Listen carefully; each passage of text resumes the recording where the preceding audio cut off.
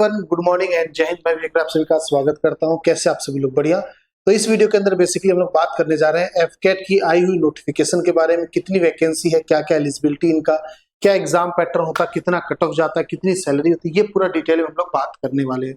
ये हमारा पहला वीडियो इसको लेके आपको हम बता दें, रेगुलर बेसिस पे डेली आपको 3 से 4 वैकेंसी में आपको इन्फॉर्मेशन शेयर किया करूंगा। उसका रीजन ये है कि हम सभी लोग, या आपको बताया सीधे सीधे, आप सभी लोग जो तैयारी करते हो वो आप करते हैं कॉमन तैयारी, जो कि सभी एग्जामिनेशन में आ सकता है, बहुत सारे मैक्सिमम एग्जामिनेशन में काम आ सकता है। अब हम उस चीज के अवेयर नहीं होते। कई बार हम देखते हैं बहुत ज्यादा वैकेंसी, हम उसके पीछे भागते हैं और सभी लोग उसी के पीछे भागते हैं। तो और कह दो कि एक ही दिन एग्जाम होना, लक नहीं साथ दिया, तबीयत खराब हो गई, बहुत सारे रीजन होते हैं। उस वजह से आपका पूरा साल भर का मेहनत कर दो, 6 महीने का मेहनत कर दो, पूरा बर्बाद हो जाता है। तो आपको उसी एजुकेशन के साथ साथ, मतलब जो आप पढ़ाई पढ़ रहे हो, जो सिलेबस आप कवर कर रहे हो, उसी के साथ अगर कोई और एग्जामिनेशन आप दे सकते हो, फॉर्म भर सकते हो, तो ये आपके लिए बहुत अच्छा मौका हो सकता है।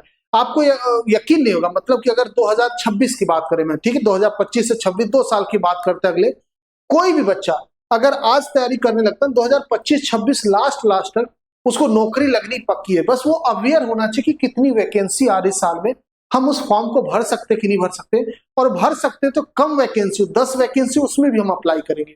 जब आप ये मेंटेलिटी लाओगे ना कि आपको सरकारी नौकरी ही चाहिए, अगर सरकारी नौकरी जाना चाह रहे हो, कोई आपका पैसा है कि नहीं अपने को पुलिस में ही जाना, फिर वो अलग डिसीजन है आपका। मैं बात कर रहा हूँ सिर्फ और सिर्फ सरकारी नौकरी टारगेट करने वाले बच्चों के लिए, कि आपका टारगेट सरकारी नौकरी है, वर्दी है, वर्दी सब में लगभग मिलेगा आपको, डिसिप्लिन आप सब में फॉलो करोगे, मतलब ये बेसिक चीज है। तो आप सभी के लिए साल भर के अंदर अच्छा खासा मौका मिल जाता है एग्जाम निकालने का। कई बार मेरे साथ भी ऐसा हुआ, आप लोग साथ भी होगा, आपके दोस्त यार आप साथ में तैयारी कर रहे होते, कुछ साल बाद मैसेज आता है, फोन आता है कि भाई मैं तो इसमें जॉब कर रहा हूँ, मेरा ये एग्जाम निकला है। फिर आप उसके बारे में पूछते हो, यार अच्छा ये भी एग्जाम होता है क्या, इसके लिए कौन कौन सी पढ़ाई पढ़े तू। तो ये सब चीजें होती है। तो डेली बेसिस पे आपको 3 से 4 वीडियो मैं यहाँ पे अपलोड किया करूंगा, मेन चैनल पे, डिफेंस पे, सभी जगह, ताकि आप सभी बच्चे अवेयर हो पाए कि कौन कौन सी वैकेंसी आ रही, कौन कौन सा फॉर्म आ रहा है, किस किस जोन के लिए। ओके, चलिए अब टारगेट करते हैं इस वीडियो पे खासकर एफकेट को लेके। तो जो ये वीडियो होने वाला है, इसके अंदर बेसिकली हम लोग बात करने वाले कौन सा एग्जाम है, आपका टोटल वैकेंसी कितनी है, एलिजिबिलिटी क्या क्या होती है, सिलेक्शन प्रोसेस क्या है इसका, आपका सिलेबस क्या होगा, मतलब क्या क्या चीजें पढ़ने की, एग्जाम पैटर्न कैसे होता है आपका एग्जाम, फिजिकल क्या इसके अंदर होता है कि नहीं होता, ये भी चीज देखने वाली बात है। प्रीवियस कट ऑफ क्या रहा इसका, कि हम तैयारी करेंगे तो सक्सेसफुल होने के चांसेस है भी या नहीं, सैलरी क्या होती है, और इंपॉर्टेंट डेट यानी फॉर्म वगैरह कब भरा जाएगा। ओके, तो स्टार्ट करते हैं बिल्कुल एग्जाम नेम से। तो ये वीडियो बेसिकली टारगेटेड आप सभी के लिए, एफकेट के लिए 01/2025 इनटेक है ये, और 2024 में रिक्रूटमेंट नोटिफिकेशन आया, इसलिए 24 लिखा है। ये जो वैकेंसी है 01/2025 की है। ओके, इसमें बात करेंगे सबसे पहले एलिजिबिलिटी को लेके। टोटल बात कर लेते हैं वैकेंसी कितनी, ये बहुत जरूरी है। तो यहाँ पे टोटल वैकेंसी जो है वो 336 यानी 336 वैकेंसी निकाली गई है। ये आपका मेल फीमेल का अलग अलग कैटेगरी वाइज है। जैसे एफकेट की बात करेंगे, फ्लाइंग की बात करेंगे, ठीक है, तो 21 मेल का है, 9 फीमेल का, और टोटल 30 आपकी वैकेंसी है। ऐसे ही एफकेट ग्राउंड ड्यूटी टेक्निकल की बात करेंगे तो एल और एम, ये बेसिकली एल जो है आपका, आप ऐसे समझ लो electronic engineer, electrical engineer, computer science, IT, इन सभी बच्चों के लिए है, जो कि 9 to 5 हो, मेल और फीमेल 27 122 आपकी वैकेंसी बनती है टोटल। एम की बात करेंगे, बेसिकली आप मैकेनिकल इंजीनियर बात करो, एरोनॉटिकल इंजीनियरिंग, एरोस्पेस वाली हो गई, ये सारे इसके अंदर कवर करती है। 53 मेल कैंडिडेट, 14 फीमेल, यानी 67 टोटल यहाँ पे वैकेंसी बन जाती है। अब ग्राउंड ड्यूटी एफकेट नॉन टेक्निकल की बात करेंगे, और इसके अंदर आपका एडमिन, एलजीएस, अकाउंट्स, ये सारी चीज आती है। 4211 आप देख लेंगे, ये सारी आपकी total vacancy. Okay, ground duty non technical, ground duty non technical, education का अलग है, डब्ल्यूएस बोल दीजिए, वेपन सिस्टम का अलग है, 14 आपका मेल, 3 फीमेल, 17 आपका। टोटल एड ऑन करोगे तो 336 आपकी टोटल वैकेंसी बनती है, 336। ओके, ये आपकी वैकेंसी हो गई टोटल। अब इसके लिए एलिजिबिलिटी क्या है, यानी कौन कौन से बच्चे फॉर्म भर सकते हैं। तो लमसम मैं बता दूं, जो बच्चे ग्रेजुएट है वही फॉर्म भर सकते हैं।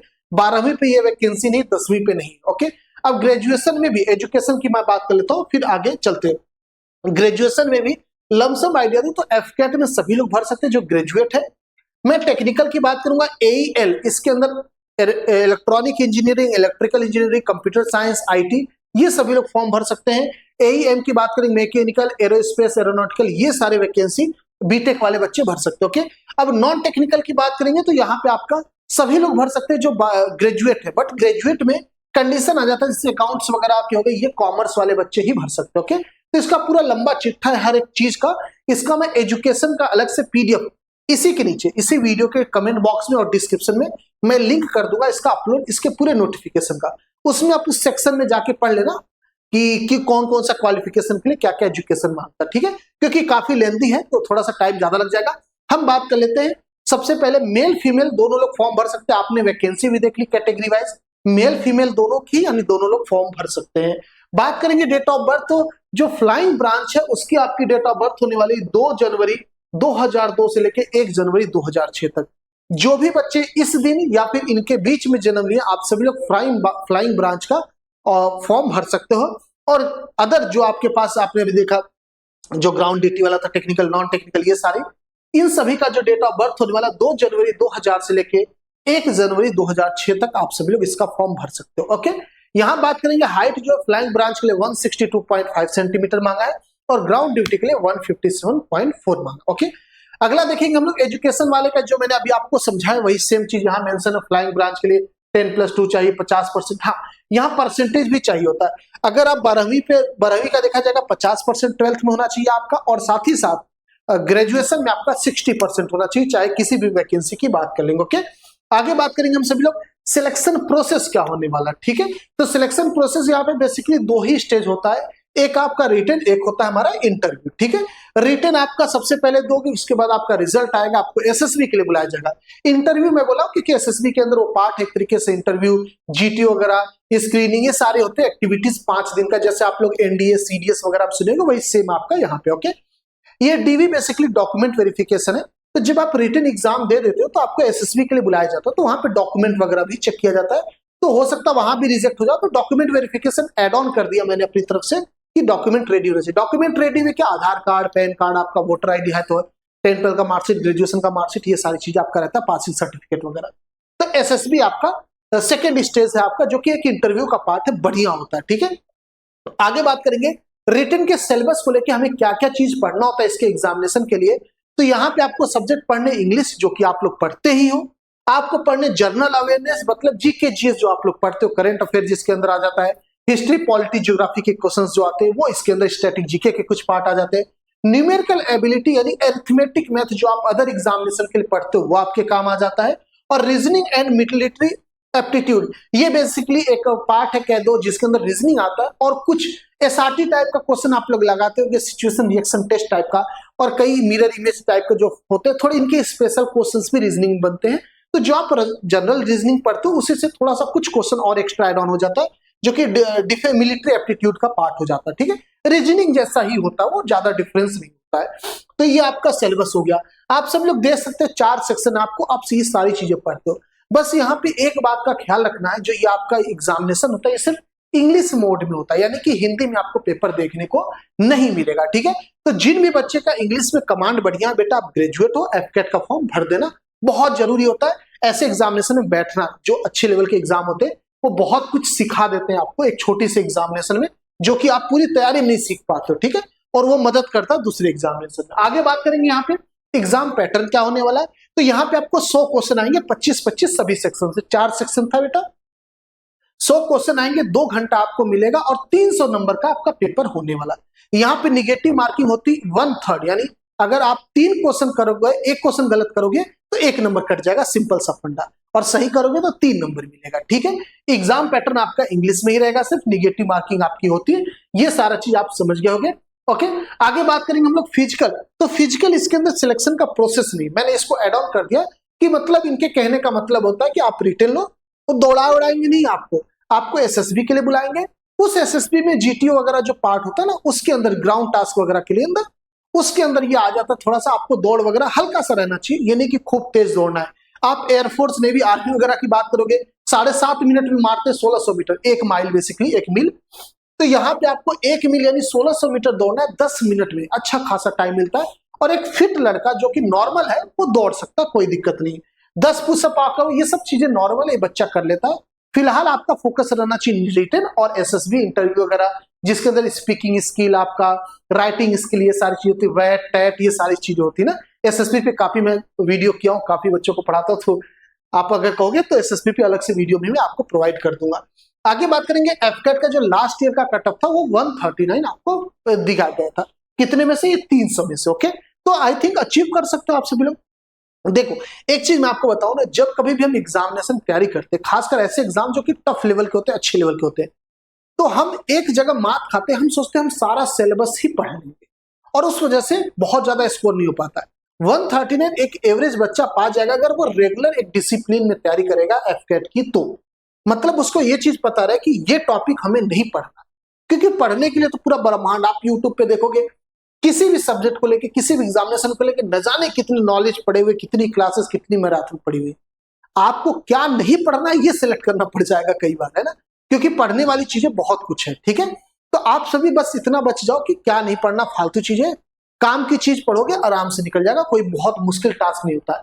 सैलरी की बात करेंगे तो ये 57,600 समथिंग से बोलते, बट ग्रेड पे वगैरह लेके आपका मान के चलो 60,000 से ज्यादा ही आपकी सैलरी आ जाती है। ओके, इंपॉर्टेंट डेट यानी फॉर्म वगैरह कब आ रहा है, तो इसका जो फॉर्म है वो 2 दिसंबर से स्टार्ट हो रहा है। ठीक है, 2 दिसंबर 2024 से स्टार्ट हो जाएगा और लास्ट आपका 31 दिसंबर 2024 को फॉर्म है।